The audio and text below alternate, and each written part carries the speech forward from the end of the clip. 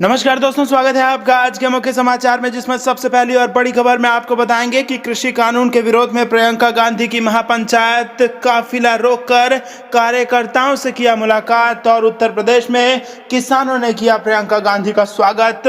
दूसरी बड़ी खबर में जिक्र होगा कि बंगाल चुनाव में लेफ्ट और कांग्रेस के बीच सीटों का हुआ समझौता। 28 फरवरी की साझा रैली के बाद हो सकता है बंगाल की सियासत में बड़ा ऐलान। और तीसरी बड़ी खबर में आपको बताएंगे कि किसान आंदोलन के पूरे सप्ताह का कार्यक्रम हो गया है तय और आज पगड़ी संभाल दिवस मना रहे हैं किसान। दोस्तों, हर एक खबर की गहराई में आपको ले जाएंगे, लेकिन उससे पहले अगर आप भी देश के किसानों के साथ खड़े हैं और अगर आपको भी ऐसा लगता है कि बंगाल के चुनाव में भाजपा को बड़ा झटका लगेगा, तो आप अभी इस वीडियो को लाइक कीजिए और इस लाल बटन को दबा के चैनल को फ्री में सब्सक्राइब करके घंटी बजाकर कमेंट में लिखिए जय हिंद। दोस्तों, रुक करते हैं तमाम बड़ी खबरों की तरफ। कृषि कानून के विरोध में प्रियंका गांधी की महापंचायत काफिला रोककर की कार्यकर्ताओं से मुलाकात। जी हां दोस्तों, नए कृषि कानूनों के विरोध में चल रहे किसान आंदोलन को कांग्रेस समर्थन कर रही है। कांग्रेस की राष्ट्रीय महासचिव प्रियंका गांधी वाड्रा मंगलवार को मथुरा के पालीखेड़ा मैदान में किसान महापंचायत को संबोधित करेंगी। महापंचायत से पहले जोरदार स्वागत। जब प्रियंका गांधी महापंचायत के लिए आई तो रास्ते में मौजूद कार्यकर्ताओं और किसानों ने उनका जोरदार स्वागत किया।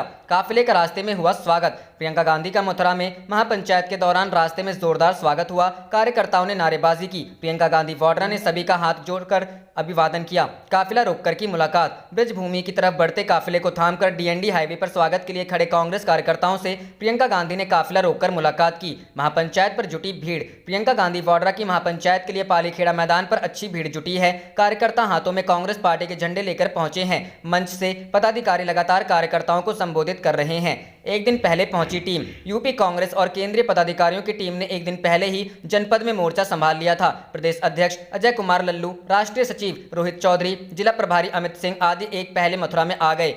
प्रियंका गांधी वाड्रा की महापंचायत के लिए पुलिस प्रशासन ने सुरक्षा के लिए कड़े इंतजाम किए हैं। महापंचायत के बाद जाएंगी वृंदावन। महापंचायत में जाने से बाद प्रियंका गांधी वृंदावन कुंभ में जाएंगी। वहां पर साधु संतों से आशीर्वाद भी प्राप्त करेंगी। इस दौरान वह ठाकुर श्री बांके बिहारी मंदिर में दर्शन करने भी जा सकती हैं। कांग्रेस हाईकमान ने पार्टी के वरिष्ठ पदाधिकारियों से मथुरा के 3 धार्मिक स्थलों के नाम मांगे हैं, जिन वृंदावन का नाम सबसे ऊपर दिया गया है। वृंदावन में पुलिस प्रशासन की टीमों ने सुरक्षा के इंतजाम जांचे हैं।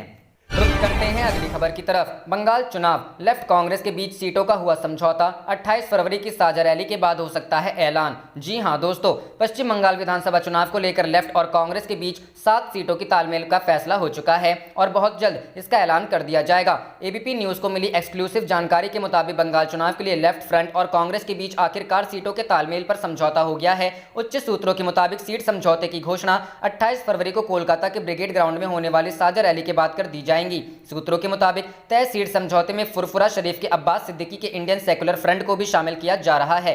सूत्रों के मुताबिक कांग्रेस ने पहले लेफ्ट से 130 सीटें मांगी थी, मगर अब कांग्रेस करीब 100 सीटों पर लड़ेंगी और सेकुलर फ्रंट को करीब 30 सीटें दी जा सकती हैं। हालांकि सूत्रों के मुताबिक सेकुलर फ्रंट ने पहले 60 सीटों की मांग की थी। आपको बता दें, पिछली बार कांग्रेस ने 92 सीटों पर चुनाव लड़ा था। यही नहीं, तय समझौते में लेफ्ट फ्रंट अपने कोटे से कुछ सीटें आरजेडी को भी दे सकता है।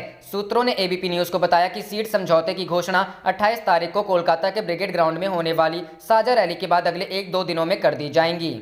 रुक करते हैं अगली खबर की तरफ। किसान आंदोलन के पूरे सप्ताह का कार्यक्रम तय। आज पगड़ी संभाल दिवस। जी हां दोस्तों, किसानों ने आंदोलन तेज करने के लिए आज पगड़ी संभाल दिवस का कार्यक्रम रखा है। यह कार्यक्रम 23 से 27 फरवरी के बीच होगा। प्रदर्शन की अगुवाई कर रहे संयुक्त किसान मोर्चे की तरफ से प्रेस वार्ता कर बताया गया कि उनके प्रस्तावित कार्यक्रम के तहत 23 फरवरी को पगड़ी संभाल दिवस और 24 फरवरी को दमन विरोधी दिवस मनाया जाएगा। इस दौरान इस बात पर जोर दिया जाएगा कि किसानों का सम्मान किया जाए और उनके खिलाफ कोई दमनकारी कार्रवाई नहीं की जाए। मोर्चा ने कहा कि 26 फरवरी को युवा किसान दिवस और 27 फरवरी को मजदूर किसान एकता दिवस मनाया जाएगा। किसान नेताओं के अनुसार 23 फरवरी को पगड़ी संभाल दिवस मनाया जाएगा, जो चाचा अजीत सिंह और सहजानंद सरस्वती की याद में मनाया जाएगा। इस दिन किसान अपने क्षेत्र की पगड़ी पहनेंगे। किसान नेताओं ने बताया कि 24 फरवरी को दमन विरोधी दिवस मनाया जाएगा, जिसमें किसान और नागरिक किसान आंदोलन को दबाने के खिलाफ प्रदर्शन करेंगे। इस दिन तहसील और जिला मुख्यालयों के जरिए भारत के राष्ट्रपति को ज्ञापन भेजा जाएगा। करते हैं अगली खबर की तरफ।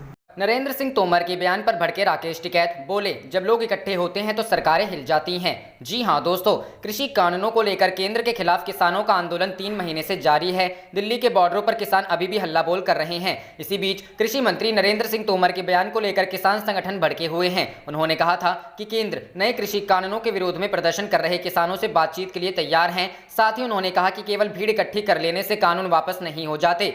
कृषि मंत्री के बयान पर पलटवार करते हुए किसान नेता राकेश टिकैत ने कहा कि जब लोग जमा होते हैं तो सरकारें बदल जाती हैं। राकेश टिकैत ने केंद्र को चेताया कि अगर 3 नए कृषि कानूनों को रद्द नहीं किया गया तो सरकार का सत्ता में रहना मुश्किल हो जाएगा। भारतीय किसान यूनियन के नेता राकेश टिकैत ने सोमवार को कहा कि केंद्र के नए कृषि कानूनों के खिलाफ किसानों का आंदोलन लंबा खिंच सकता है। टिकैत ने किसानों से लुटेरों को सरदार को दिल्ली से बाहर करने की अपील की। टिकैत ने बिना किसी का नाम लिए कहा कि वह लुटेरों का अंतिम बादशाह है, उसे दिल्ली से बाहर किया जाना चाहिए। उधर तोमर के बयान पर आपत्ति जताते हुए संयुक्त किसान मोर्चा ने आरोप लगाया कि केंद्रीय कृषि मंत्री नरेंद्र सिंह तोमर ने यह कहकर किसानों का अपमान किया है कि केवल भीड़ इकट्ठी करने से 3 कृषि कानून वापस नहीं हो जाएंगे। मोर्चा ने एक बयान जारी करके कहा कि वर्तमान के प्रदर्शन गहरी अप्रसन्नता और गुस्से का नतीजा है, जिसे किसानों के दिमाग में सरकार ने ही पनपने दिया है। उन्होंने कहा कि प्रदर्शनकारी महज भीड़ नहीं है, वे हमारे अन्नदाता हैं, सरकार में शामिल लोगों सहित उन सभी का शुक्रिया जिनकी वजह से हम जिंदा हैं।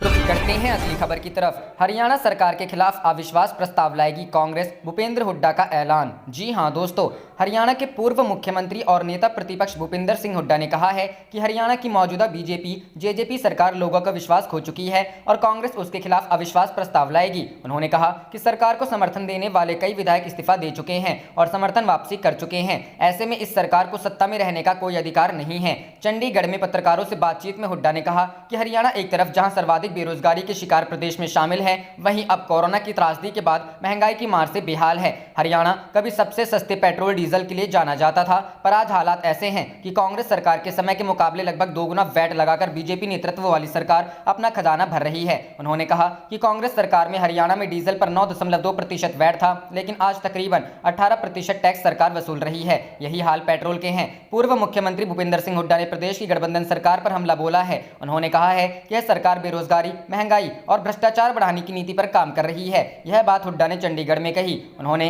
किसान आंदोलन का जिक्र करते हुए कहा कि सरकार को जल्द आंदोलन का समाधान निकालना चाहिए। सरकार को अपनी तरफ से 2 कदम आगे बढ़ाते हुए किसानों से बात करते हुए और उनकी मांगे माननी चाहिए। हुड्डा ने कहा कि राजस्व हासिल करने के लिए प्रदेश सरकार लगातार पेट्रोल डीजल पर वैट बढ़ाने में लगी है।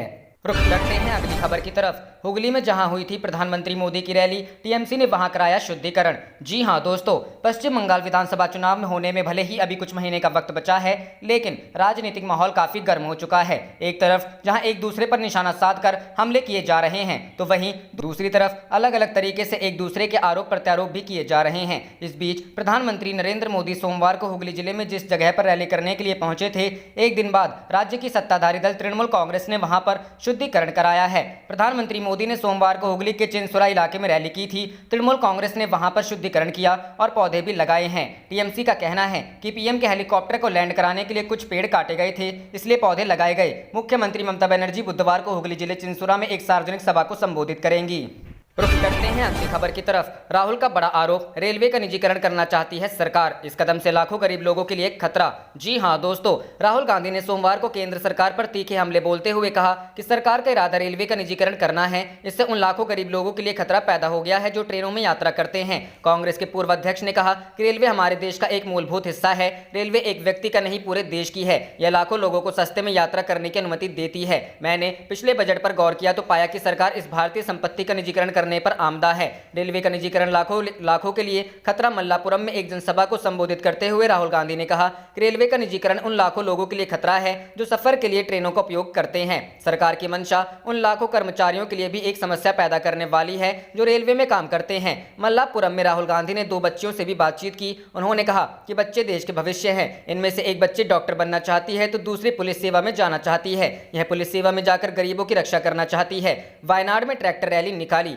कांग्रेस नेता राहुल गांधी ने सोमवार को वायनाड में किसानों के समर्थन में ट्रैक्टर रैली निकाली। केंद्र की राजग सरकार पर हमलावर राहुल ने कहा कि कृषि ही एकमात्र व्यवसाय है जो भारत माता से जुड़ा है। उन्होंने अपने संसदीय क्षेत्र के लोगों से तीनों कृषि कानून को वापस लेने के लिए सरकार को मजबूर करने का आग्रह भी किया। राहुल गांधी अपने संसदीय क्षेत्र वायनाड की 2 दिन की यात्रा पर हैं। केरल में इसी साल अप्रैल मई में विधानसभा चुनाव होने हैं, इसलिए उन्होंने प्रधानमंत्री नरेंद्र मोदी और उनकी सरकार पर हमला करने का एक भी मौका नहीं छोड़ा। राहुल ने कहा कि 2014 में सत्ता में आने के बाद प्रधानमंत्री ने मनरेगा का मजाक उड़ाया था। बाद में उसी योजना को उन्हें लागू करना पड़ा, क्योंकि यूपीए सरकार द्वारा लाई गई यह योजना ग्रामीण क्षेत्रों में रोजगार देने का सबसे बड़ा जरिया है। रुख करते हैं अगली खबर की तरफ। क्या निषादों के जरिए 2022 के चुनाव में कांग्रेस की नैया होगी पार? प्रियंका गांधी ने किया यह बड़ा ऐलान। जी हां दोस्तों, 2022 में होने वाले उत्तर प्रदेश विधानसभा चुनाव को लेकर कांग्रेस इन दिनों युद्ध स्तर पर अपने संगठन को मजबूत करने के साथ अपने पक्ष में माहौल बनाती नजर आ रही है। एक और केंद्र सरकार के नए कृषि कानूनों का खुला विरोध और किसानों का खुला समर्थन कर जहां कांग्रेस प्रियंका गांधी के नेतृत्व में पश्चिमी यूपी में ताबड़तोड़ किसान पंचायतें कर रही है, तो वहीं दूसरी ओर उसकी निगाहें पूर्वांचल पर भी टिकी हैं। प्रियंका गांधी के नेतृत्व में कांग्रेस अब पश्चिमी यूपी के साथ ही पूर्वांचल के निषादों को भी साधने की कवायद में जुट गई है। यही वजह है कि कांग्रेस की राष्ट्रीय महासचिव प्रियंका गांधी ने ट्वीट कर पुलिस ज्यादती के शिकार हुए प्रयागराज के बसवार गांव के नाविकों को संयुक्त रूप से 10 लाख की आर्थिक मदद का ऐलान किया है। साथ ही निषादों के लिए जल्द ही नदी अधिकार यात्रा भी निकाले जाने का ऐलान कर दिया है। इतना ही नहीं, प्रियंका गांधी ने बालू खनन के लिए निषादराज कोऑपरेटिव सोसाइटी के गठन की मांग भी की है। दरअसल 11 फरवरी को कांग्रेस महासचिव और उत्तर प्रदेश प्रभारी प्रियंका गांधी ने मौनी अमावस्या के दिन प्रयागराज के अरेल घाट में संगम में स्नान किया था। आप देख रहे थे आपका अपना चैनल जय हिंद जय भारत।